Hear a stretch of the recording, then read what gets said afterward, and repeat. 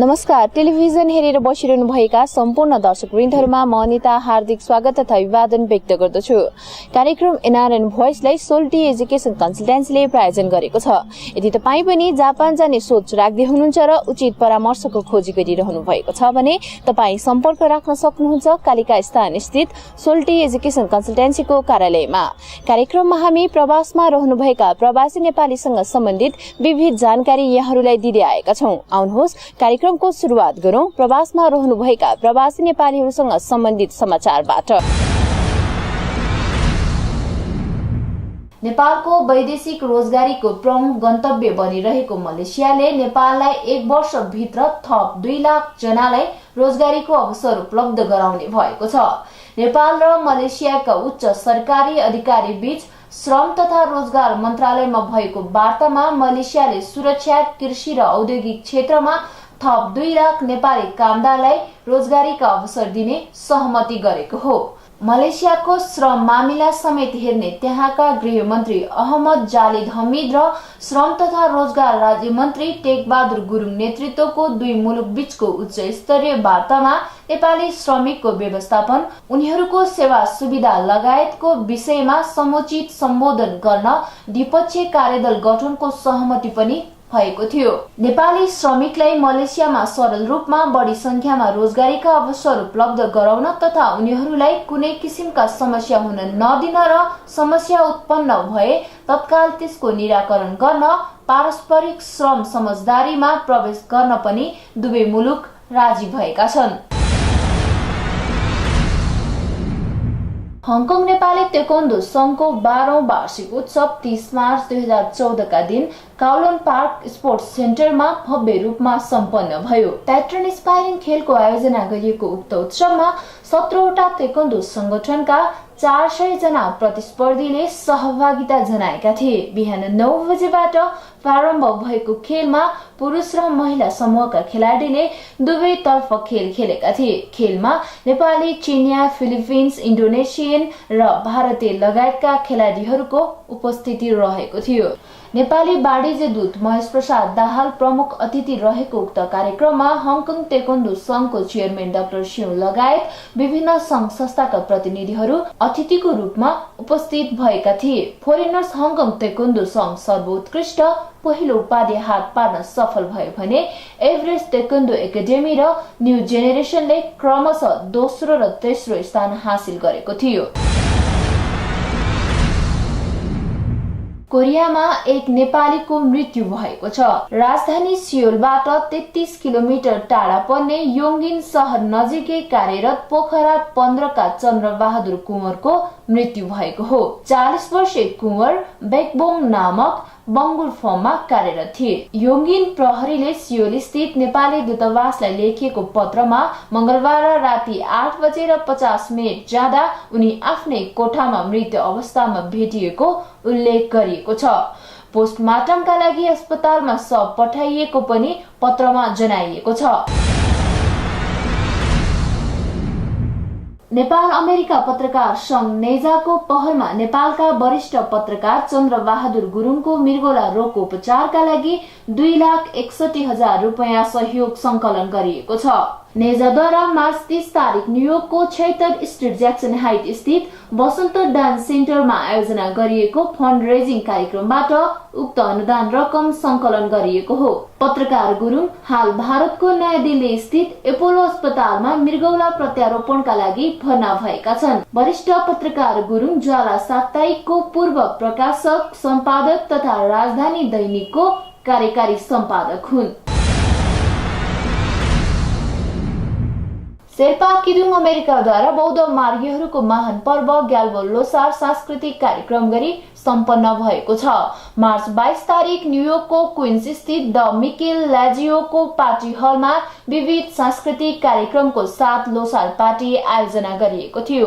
कार्यक्रमका प्रमुख अतिथि संयुक्त राष्ट्र संघका लागि नेपाल न्युयोर्कका स्थायी प्रतिनिधि एवं राजदूत दुर्गा प्रसाद भट्टराई रहेका थिए भने अन्य अतिथिहरूमा नेपालबाट गएका झस्के र दुक्ष गीतका ख्याति प्राप्त गायक लाक्पा शेर्पा र नेपाल पर्वतीय प्रशिक्षण प्रतिष्ठानका निर्देशक एवं गायक शेर्पाकी श्रीमती लाक्पा पुटी शेर्पा समुदायका धर्मगुरुहरू, न्युयोर्कका विभिन्न नेपाली संघ संस्थाका प्रमुख एवं प्रतिनिधिहरूको उपस्थिति रहेको थियो। नेपाली तथा अमेरिकन राष्ट्रिय गान र बौद्ध मार्गीहरूले कुनै पनि शुभ कार्य गर्दा नचाउने सिङ्गी नाचबाट सुरु गरेको औपचारिक कार्यक्रममा शेर्पा किदुङ अमेरिकाका संरक्षक समितिका संयोजक छोबाङ लामा शेर्पाले स्वागत मन्तव्य व्यक्त गर्नु भएको थियो।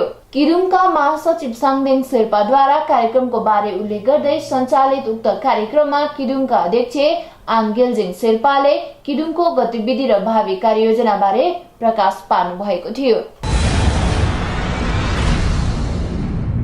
नेपाली संस्था हार्टबिट न्युयोर्कद्वारा कतारमा कार्यरत नेपाली कामदारहरूको मानवाधिकारको जनचेतनाका लागि कला प्रदर्शनी सम्पन्न गरिएको छ। मार्च 29 र 30 तारिक न्युयोर्कको ज्याक्सन हाइट स्थित हिमालयन याक रेस्टुरेन्टमा आयोजना गरिएको उक्त 2 दिने कला प्रदर्शनीलाई झण्डै 150 नेपाली र विदेशीले अवलोकन गरेका थिए। उक्त कला प्रदर्शनीमा कुन्छाङ गाल्बो, नोर्साङ शेर्पा, फुर्बा गुरुङ, मुकुल राई, मिलन राई, रिता चामलिङ राई, हिम्मत गुरुङ र अस्तित्व श्रेष्ठले आफ्नो कला प्रदर्शन गरेका थिए। युरोपेली मुलुक स्विडेनमा भगवान गौतम बुद्धको जन्मस्थल लुम्बिनी लगायत नेपालमा भएको तथ्य विपरीत गलत जानकारी भएका पाठ्य पुस्तक सच्याउन लुम्बिनी कपिलवस्तु विश्व अभियानको तर्फबाट कूटनीतिक पहल सुरु भएको छ। नेपालको तर्फबाट युरोपेली संघका लागि महामहिम राजदूत राममणि पोखरेलको कार्यकक्षमा अभियानका युरोप सल्लाहकार दामोदर प्रसाद आचार्य, अभियानका बेल्जियम राष्ट्रिय संयोजक सन्तोष नेउपाने तथा साहित्यकार तथा अभियानका बेल्जियम सदस्य विमल गिरी सहितको 3 सदस्यीय प्रतिनिधि मण्डलले राजदूत पोखरेल समक्ष गौतम बुद्धको जन्म नेपालमा नभएर भारतमा भएको भनिएका त्यस्ता पाठ्य पुस्तकलाई सच्याउन तथा कोर्स बुकबाट हटाउन स्विडेन सरकारलाई अनुरोध गर्न चाहिने आवश्यक सम्पूर्ण प्रमाणहरू प्रदान गर्दै आवश्यक कूटनीतिक प्रयासका लागि अनुरोध गरिएको छ। राजदूत पोखरेलले अभियानको तर्फबाट प्रदान गरेको आवश्यक कागजात लिँदै अभियानले लिएको राष्ट्रिय गौरवको उत्थान गर्ने जस्तो महान कार्यमा आफ्नो तर्फबाट कूटनीतिक प्रयासका लागि हार्दिकताका साथ अघि बढाउने बताउँदै आफूलाई यो महान कार्यमा जोडिने अवसर प्राप्त भएकोमा एक प्रकारको खुसी लागेको बताउनुभयो। कार्यक्रम एनआरएन भोइसमा हामीले एनआरएन टक टाइम अन्तर्गत रहेर विभिन्न व्यक्तित्वहरूसँगको कुराकानीलाई प्रस्तुत गर्दै आइरहेका छौं। आजको एनआरएन टक टाइम अन्तर्गत रहेर हामीले जर्मनमा लामो समयदेखि बस्दै आउनुभएका पुष्प थापासँग उहाँको जर्मन बसाइ र एनआरएन जर्मनले गरेका कामहरूका विषयमा गरिएको कुराकानी प्रस्तुत गर्दैछौं। मेरो नाम पुष्प थापा हो। म गत 13 वर्षदेखि जर्मनीमा बस्छु र म निवर्तमान एनआरएन जर्मनीको अध्यक्ष पनि हुँ र वर्तमान एनआरएन जर्मनीको प्रमुख संरक्षकको रूपमा काम गरिरहेको छु। अहिले एनआरएन जर्मनीले आफ्नो संस्थापन कालदेखि जो स्थापना कालदेखि नै नेपालको विभिन्न ठाउँमा आफ्नो च्यारिटी प्रोग्राम गर्दै आएको छ र त्यो छोडेर नेचुरल डिजास्टर जो प्राकृतिक प्रकोपमा बाट देशमा गुज्रिएका समस्याहरूलाई पनि विभिन्न ठाउँमा सहयोग प्रदान गर्दै आइरहेको छ। जस्तो गत वर्ष गएको सेती नदीमा आएको आकस्मिक बाढीको लागि हामीले ठुलो सहयोग पुर्याएका थियौं। त्यसमा हामीले सेती नदीमा आएको बाढी पीडितको पीडित बालबालिकाहरूलाई छात्रवृत्तिको व्यवस्था गर्नको लागि हेरालो प्रतिष्ठान कास्कीलाई सहयोग गरेर त्यसले अहिले त्यस कार्यक्रमलाई अगाडि बढाउँदैछ। त्यस्तै गरेर हामीले दार्चुलामा आएको बाढीबाट त्यहाँ भएको हस्पिटलमा भएको क्षतिको लागि हामीले हस्पिटलमा सर्जिकल बेड र बिरामी सुत्ने बेडको व्यवस्था गरेका छौँ। मैले 8 लाख रुपैयाँ करिब हामीले त्यहाँ प्रदान गरेका छौँ। त्यस्तै गरेर चितवनको चेपाङहरूलाई हामीले सहयोग गरेका छौँ। त्यस्तै गरेर शीतलहरबाट पीडित भएका गत सालको युद्धमा शीतलहरबाट पीडित भएका तराईमा आएको शीतलहरको लागि हामीले पैसा उपलब्ध गराएका थियौँ। त्यहाँको कम्मल गर्नलाई हेल्प नेपाल नेटवर्कलाई सहयोग गरेका थियौँ। त्यस्तै गरेर ठाउँ ठाउँमा स्कुल, हस्पिटल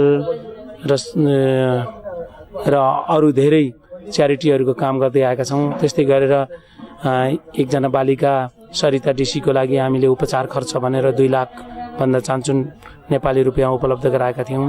त्यस्तै गरेर विश्व साइकल यात्री सरोज दाहाललाई हामीले जर्मनीमा गएर उहाँले आफ्नो यात्रा गर्दा गर्दै आफ्नो साइकल र कागजपत्र गुमाउनु भएको थियो। उहाँलाई हामीले साइकल तथा कागजपत्र फेरि उपलब्ध गराएर उहाँको चाहिने यात्रा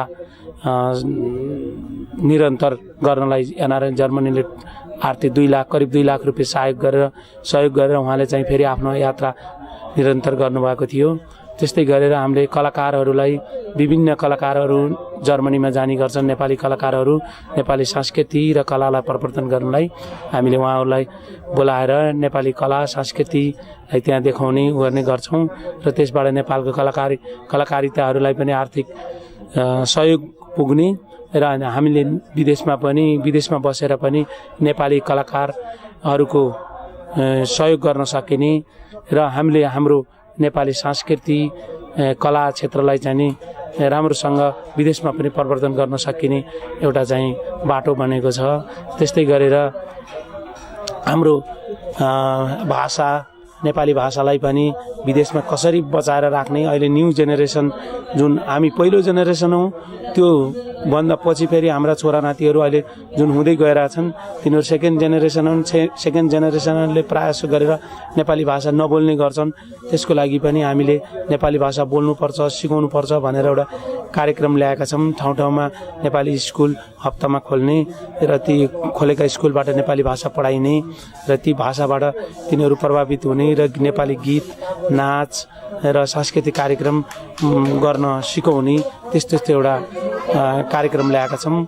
र त्यस्तै गरेर तपाईँको जर्मनीमा बस्ने नेपालीहरूलाई फेरि कानुनी सल्लाहकार र कानुनको रूपमा हामीले कसरी सहयोग गर्न सक्छौँ भनेर हामीले त्यो सहयोग गर्ने पनि एनआरएन जर्मनीले एउटा अभियान सुरु गरेको छ। त्यस्तै गरेर जर्मनीमा अहिले धेरै नेपाली विद्यार्थीहरू जाने गर्छन् र ती नेपाली विद्यार्थीहरू अलपत्र पर्ने गर्छन्। अर्थात् तिनीहरू कसरी युनिभर्सिटीसम्म पुग्ने, युनिभर्सिटीमा कसरी भर्ना हुने र युनिभर्सिटीमा भर्ना भएर पनि बस्ने, अर्थात् यहाँबाट पैसा लान नसकेको अवस्थामा हामी अलिक गरिबै छौँ। नेपालका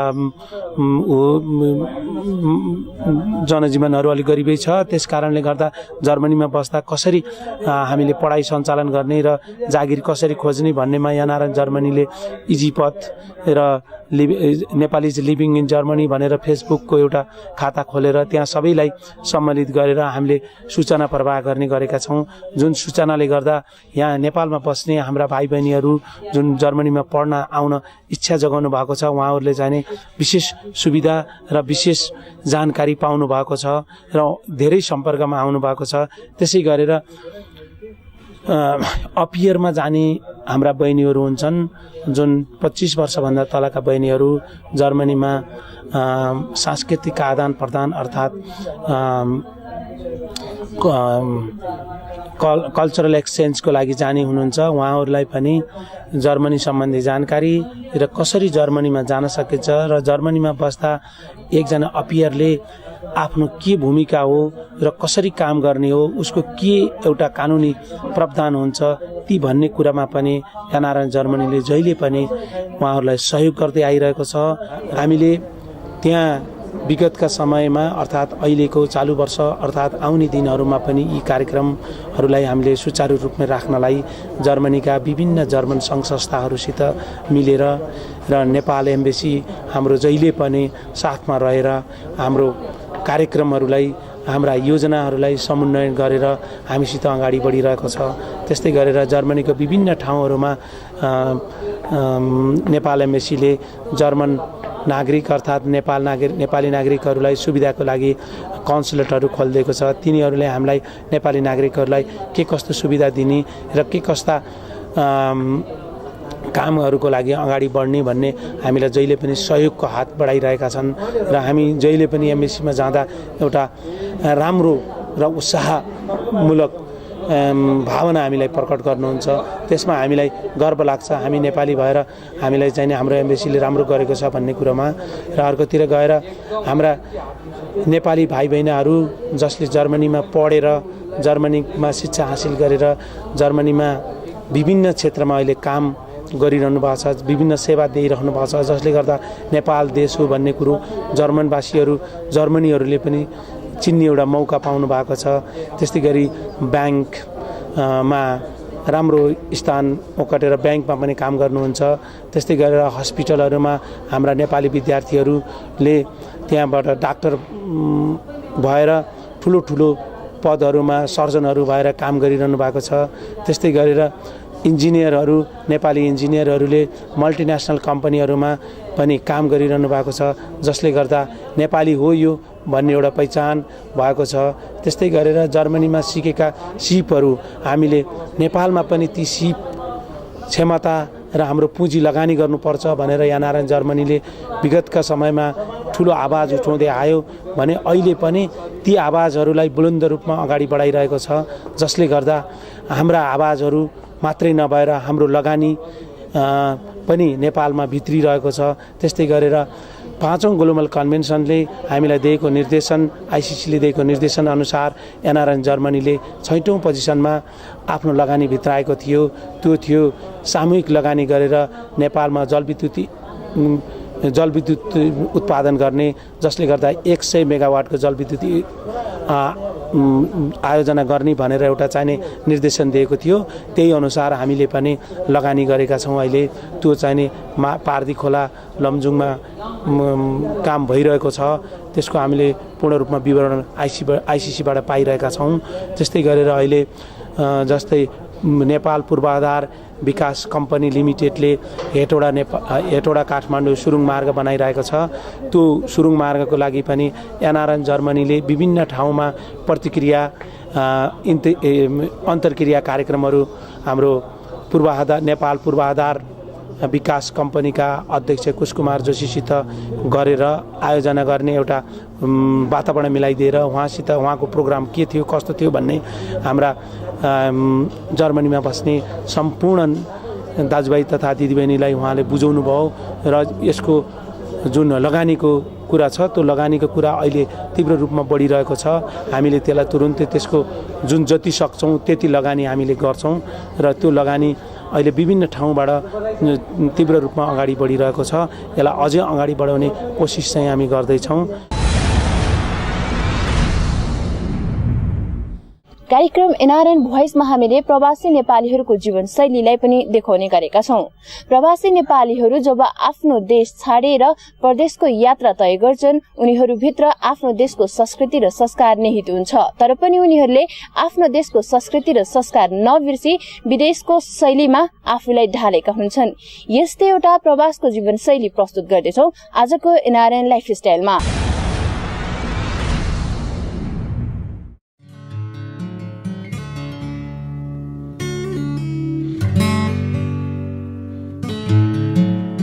चौबीसै घण्टा सेवाग्राहीहरूमा समर्पित मित्रराष्ट्र जापानमा रहेको म्याकडोनल्ड्सको प्राङ्गण हो यो। हाम्रो यात्रामा म्याकडोनल्ड्समा प्रवासी नेपाली कामदारलाई हामीले भेटेका थियौं। नमस्कार, म अञ्जन खड्का। म पनि यही रेजेक म्याकडोनल्डमा काम गर्छु। आज छुट्टीको दिन भएकाले सबै साथीहरूसँग भेटघाट हुन सकेन, त्यसको लागि क्षमा प्रार्थी छौँ।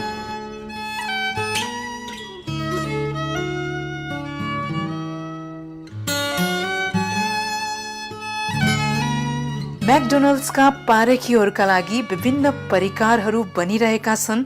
यतिखेर म्याकडोनल्ड्समा काम गरेका जापानका प्रवासी नेपालीले यस कम्पनी अनि कम्पनीमा उत्पादन गरिएका सामग्रीहरू साथसाथै आफ्नो काम गर्दाखेरिको सम्पूर्ण वस्तुगत स्थितिका बारेमा हामीलाई जानकारी गराएका थिए। म्याकडोनल्डमा काम गर्नलाई भाषा चाहिन्छ। कस्टमरले कुन आइटम खान चाहेको हो त्यो हामीले बुझ्न सकेन भने धेरै फरक पर्न जान्छ। कस्टमरहरू रिसाउन सक्ने सम्भावना हुन्छ। कस्टमरको स्वास्थ्यलाई मध्यनजर राखेर हामीले यहाँको आइटमहरू हामीले बनाउनुपर्छ।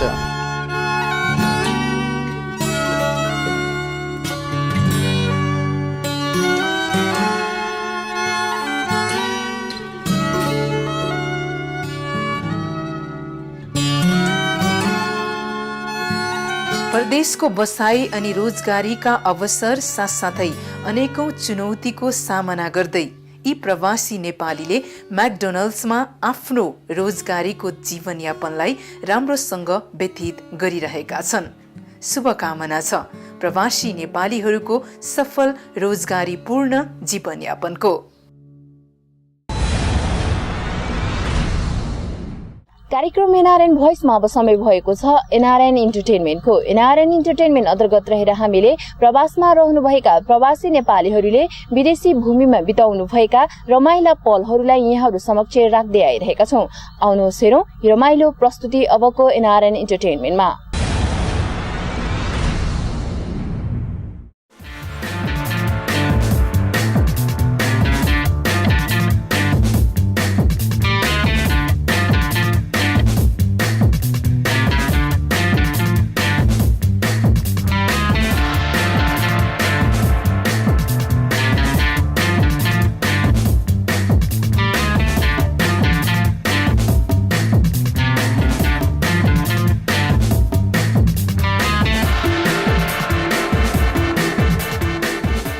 जापानको राजधानी सहर टोकियोमा आयोजना गरिएको नेपाल महोत्सवमा सांस्कृतिक कार्यक्रमको पनि आयोजना गरिएको थियो।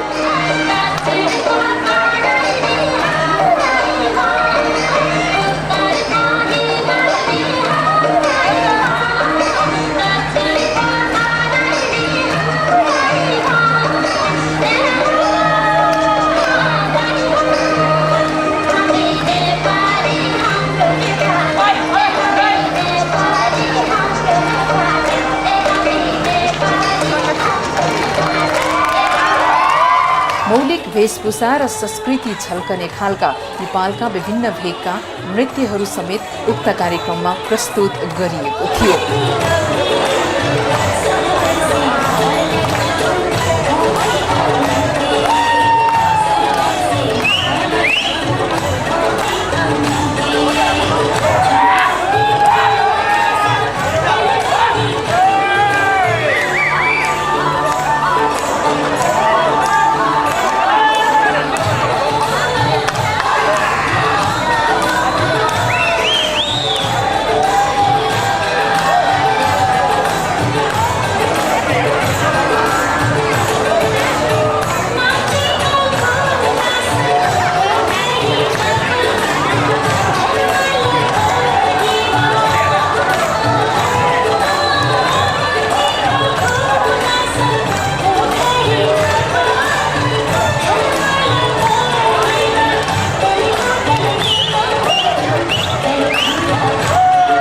एनआरएन जापानले आयोजना गरेको नेपाल महोत्सवको सांस्कृतिक कार्यक्रममा रमाइरहेका छन् नेपालीहरू।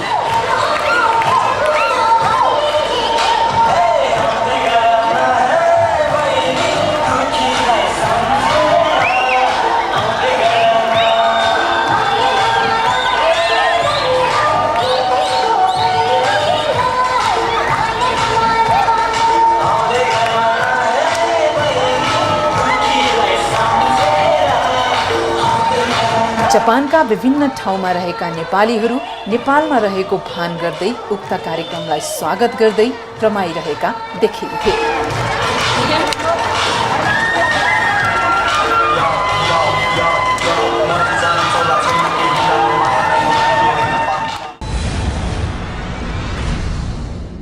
आजको यो कार्यक्रम यहाँहरूलाई कस्तो लाग्यो? कार्यक्रमप्रति कुनै सल्लाह सुझाव तथा प्रतिक्रिया छन् र प्रवासमा रहनुभएका प्रवासी नेपालीहरूसँग सम्बन्धित कुनै सूचना तथा समाचार छन् भने हामी यस ठेगानामा अपेक्षा गर्छौं।